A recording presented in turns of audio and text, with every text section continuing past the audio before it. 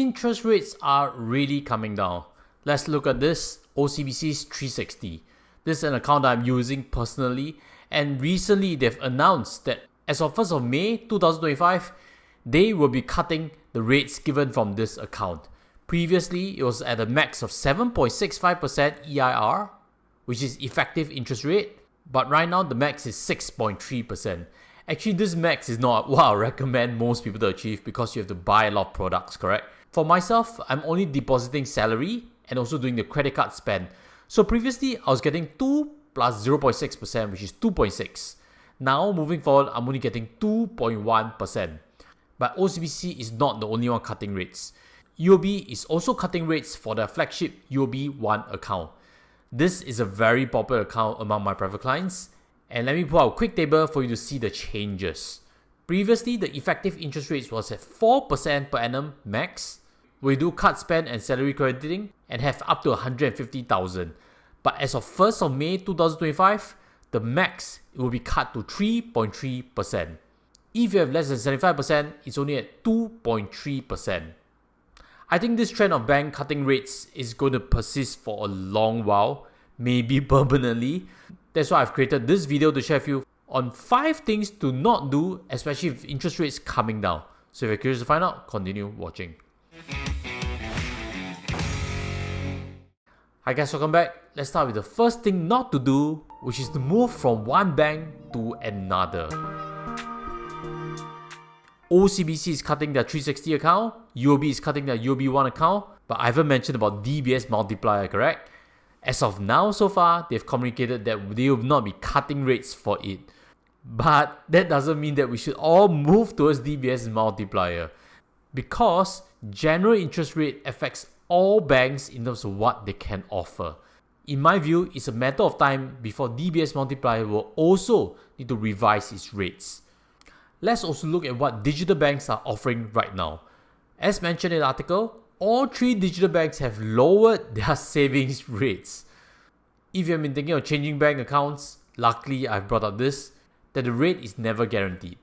Merrybank have cut their base rate from 2.5% to 2.28%.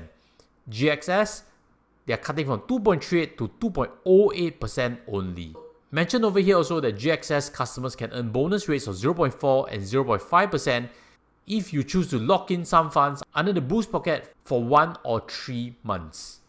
The third bank, Trust Bank, they have previously already trimmed their rates since 1st of June 2024, and right now the base is 0.75%, and if you credit salary, it will be up to 1.5%. I've always viewed high-yield savings account as just a vehicle to store emergency cash and provide day-to-day expenses.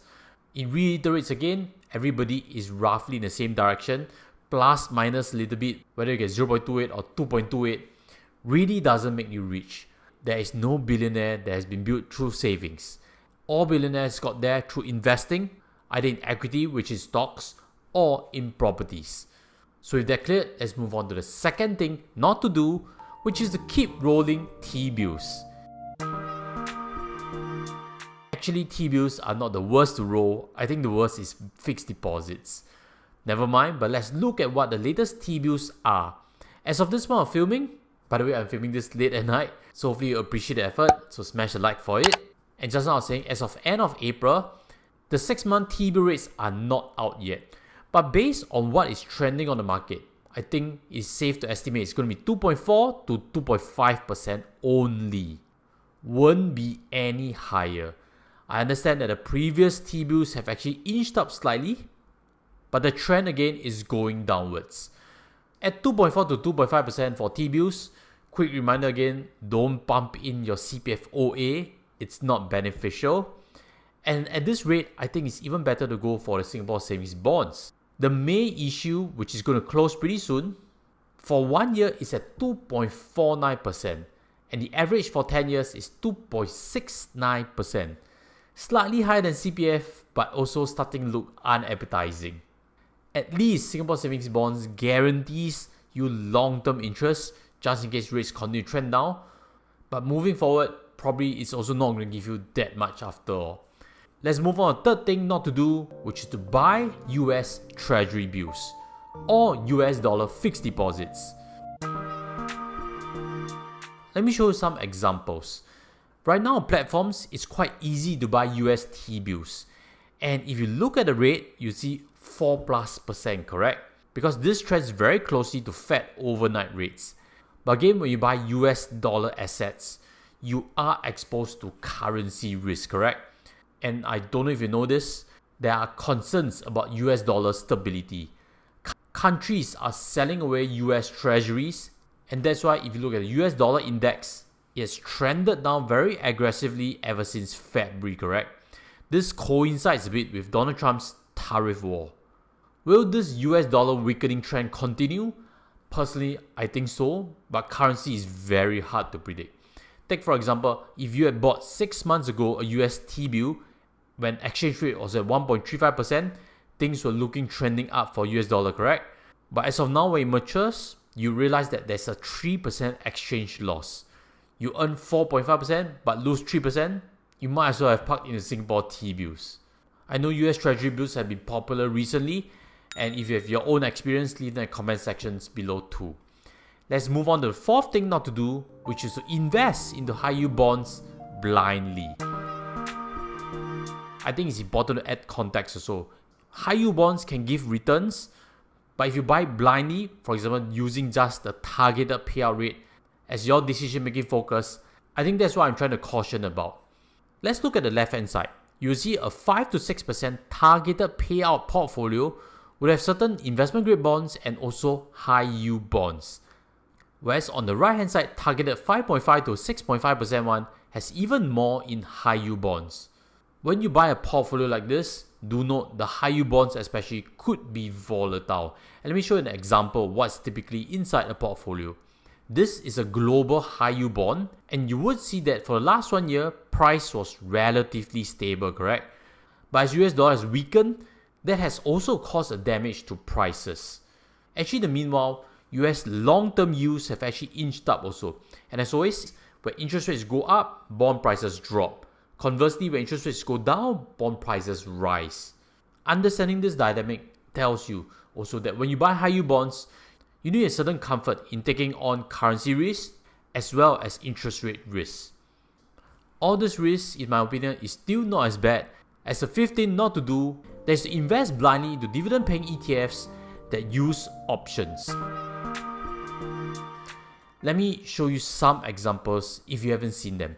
Because I look around forums and look around comments, I do realize that they are gaining in popularity. And very often, I think the risk is understated. Or at least the trade-offs are not properly described.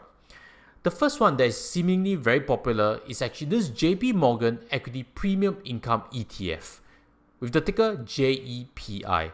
The context is very simple.